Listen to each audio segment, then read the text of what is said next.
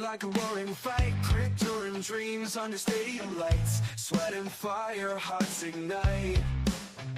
Evening sports buffet, with the Ginch we play.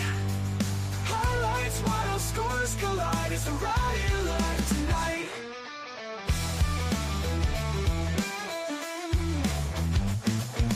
Blades drawn, bold on the chalkboard slate, rivals clash, it's a heavyweight fate.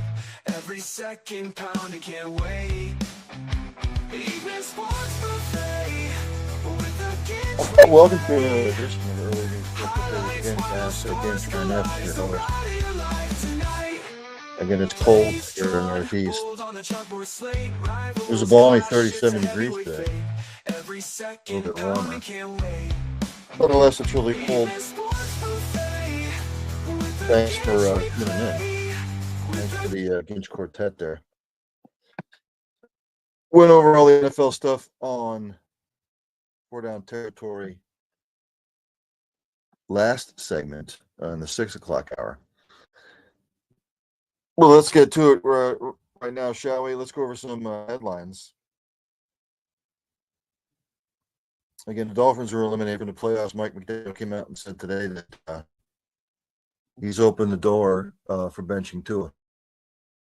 Says the quarterback play on Monday night was not good enough.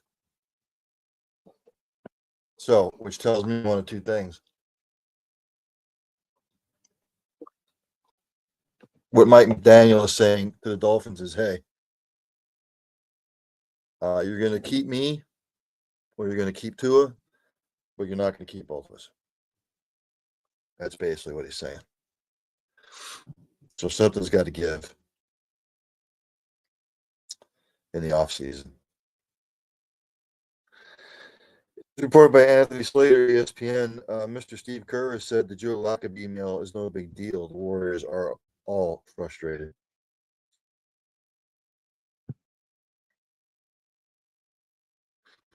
If you follow the story, the owner of the Warriors, Joe Lacob, whatever, however he pronounces it, he had a brief email interaction with a fan that made its way to the public. The Warriors fan, Justin Titari, sent the owner a critical note minutes after the game telling him that the team needs a real second option, that Jimmy Butler's tools are being underutilized, and blaming the lack of positional size on the roster. I am so frustrated, the fan ended his email.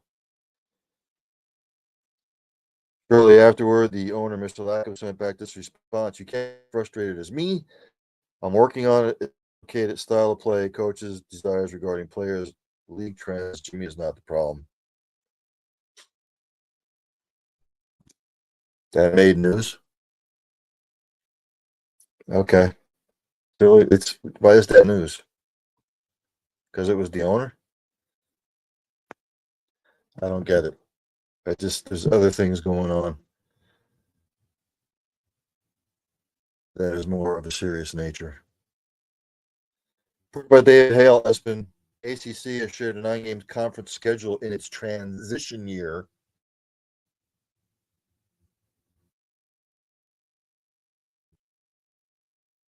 For the upcoming season next year. Sorry, 2027.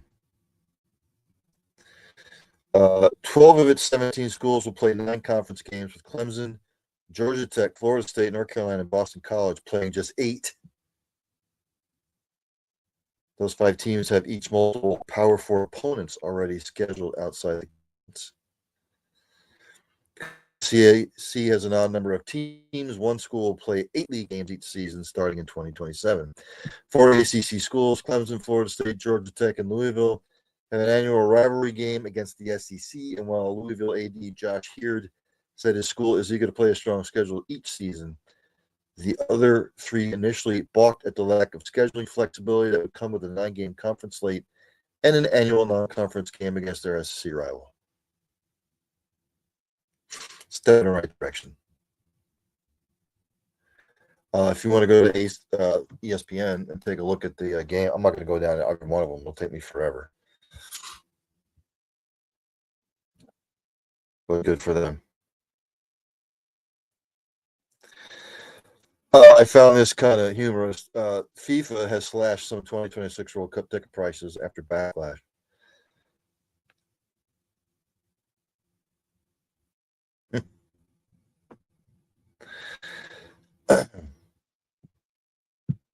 uh, this is reported by ESPN News Services. I'll just read it. FIFA slashed the price of some World Cup tickets for teams' most loyal fans following a global backlash, and some will get $60 seats for the final instead of being asked to pay almost $4,200. FIFA said Tuesday that $60 tickets will be made available for every game at the tournament in North America, going to the national federations whose teams are playing. Those federations decide how to distribute them to loyal fans who attend previous games at home and on the road. Uh, I would like SeatGeek and StubHub and all these places that sell tickets, all these ticket sites. Just go and look at what the World Cup tickets are. $700, $825, $600. It pales in comparison to what the Masters charges, by the way. But you can get your own ticket for what, $800. Sabrina Ionescu's home in Los Angeles was burglarized Monday night.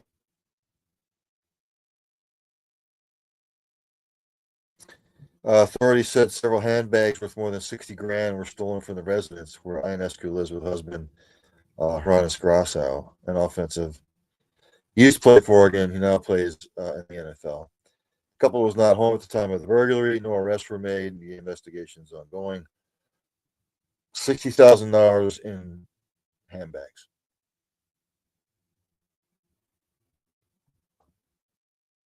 Okay. Nick Saban, he has bought in the minority stake in the Nashville Predators. Doesn't say what it was for, how much.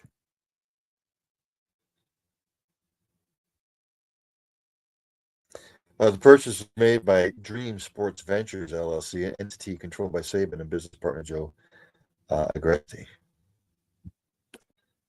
So Nick Saban is now minority stake owner in the Preds. Gonna be a quick show. Oh, NCAA football tonight, 8:30 p.m. Let me just like backtrack.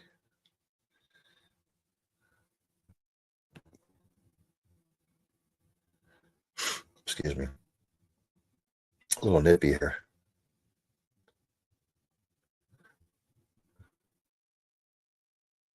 If I fail to mention, on Saturday, Navy beat Army 17-16. Army's now 6-6 overall. Navy's 10-2.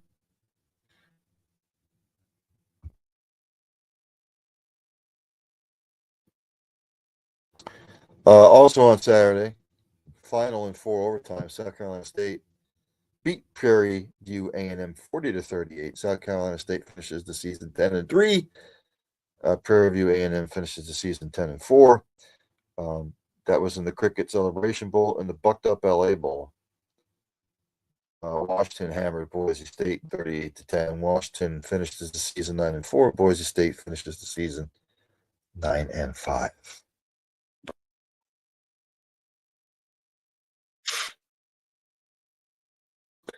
I thought there was a game today. There is not. Am I missing something? Could have sworn there was a game today. What do I know? Oh, yeah, there is a game tonight. I'm sorry. The IS4S Salute to Veterans Bowl down there in Montgomery, Alabama at the Crampton Bowl. 8-5 Troy takes on 8-5 Jacksonville State. Jacksonville State favored by 3. I believe I picked Troy to win this particular game. I also forgot to mention Fernando Mendoza won the Heisman Trophy from Indiana. Kudos to him. Diego Pavia acting a fool afterward. He apologized later, but still probably alcohol involved. But at least he apologized. So let's go to the NBA.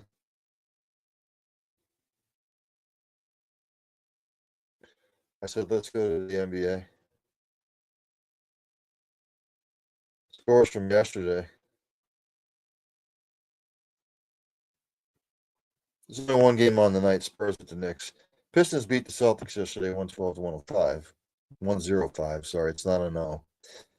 For Detroit, your leading scorer was Kay Cunningham with 32 points. He also added 10 assists. For Boston, leading scorer was Jaylen Brown with 34 points. Raptors beat the Heat 106 to 96. Leading scorer for the Raptors was Brandon Ingram with 28 points. Scotty Barnes added 10 rebounds. For Miami, leading scorers were Bam Adebayo and Norman Powell with 20 apiece. Bam added 10 rebounds. Jazz beat the Mavericks in overtime 140 to 133. For the Mavs, your leading scorer was Cooper Flight. He had 42. PJ Washington, 13 boards.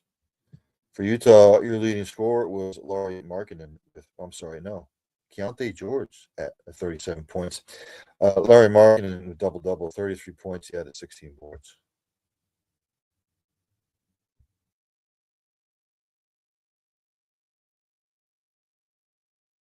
Beat the Rockets in overtime 128 to 125. For the Rockets, your leading scorer was Alperen Sengun. He had a triple-double, 33 points, 10 boards, 10 assists. For the Nuggets, of course, Nikola Jokic, triple-double, 39 points, 15 boards, 10 assists.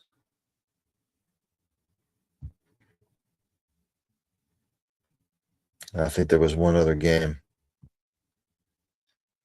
on Monday today, and of course, and again, my Verizon pad is buffering. And it's still buffering, so talk amongst yourself. Nikola Jokic could be eyeing another MVP award this year. Grizzlies beat the Clippers 121 to 103. Leading scorer for the Grizz was Jaren Jackson Jr., 31 points. For the Clippers, leading scorer was Kawhi Leonard with 21 points. Ivica Zubac with 13 boards. That does it for the NBA. Let's go to the NHL. Again, it's going to be a quick show tonight.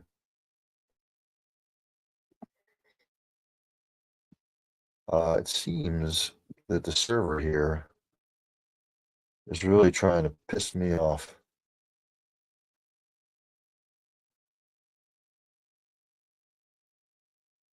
Yeah, here we go. NHL scores from yesterday. A full slate on tonight, by the way. The Panthers beat the Lightning 5-2 yesterday. The Ducks beat the Rangers 4-1. Final in OT, Senators over the Jets 3-2, the Preds over the Blues 5-2, and the Stars over the Kings 4-1.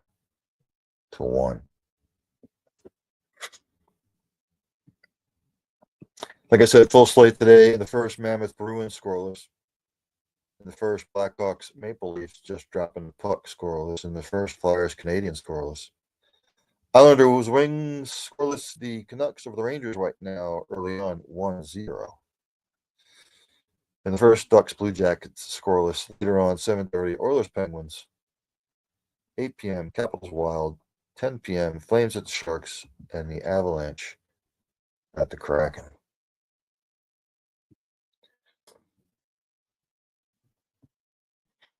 NCAA men's basketball.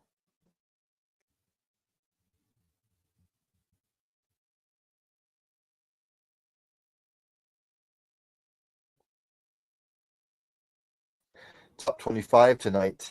Ooh, look at this in the second. Number 2, Duke, 48. Lipscomb, 47. In the first, number 9, Michigan State, all over Toledo, 51-28. In the first, early on, number 10, or number 20, number 20, Tennessee, over number 11, Louisville, 11-7. And the first, number 22, St. John's, over DePaul, 14-10.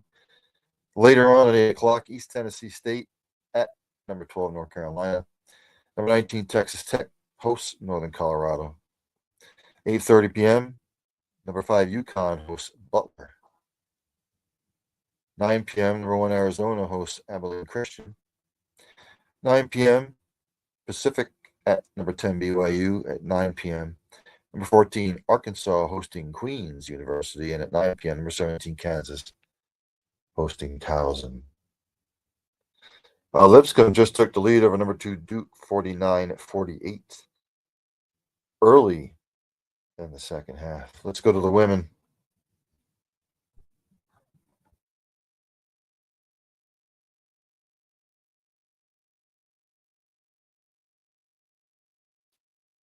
Yesterday, only one top 25 team in action. Number 13, Vandy beat South Florida 87-58.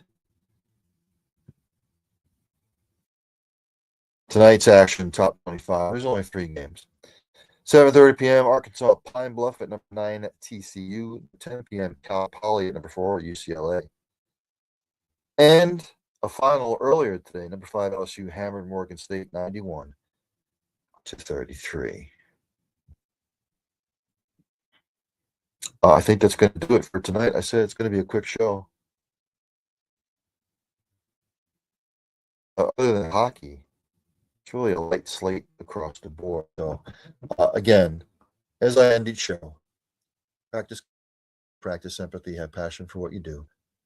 Hug somebody every once in a while. You might make their day. Tell somebody you love them. You might not get a second opportunity. And for God's sakes, if you see somebody struggling, ask questions, inquire, see if we can get help for this person. You might not just be saving a life. You might be saving multiple lives. Again, chilly out. Check on your elderly, their neighbors. Just check on your elderly. Make sure they're okay. Your pets, make sure you bring them in. There's only one thing left for me to do, and that's for Dandy Don to take me in. Turn out the lights, the party's over. They say that all good things must end. Call it a night, the party's over. And tomorrow and next year starts the same old thing again.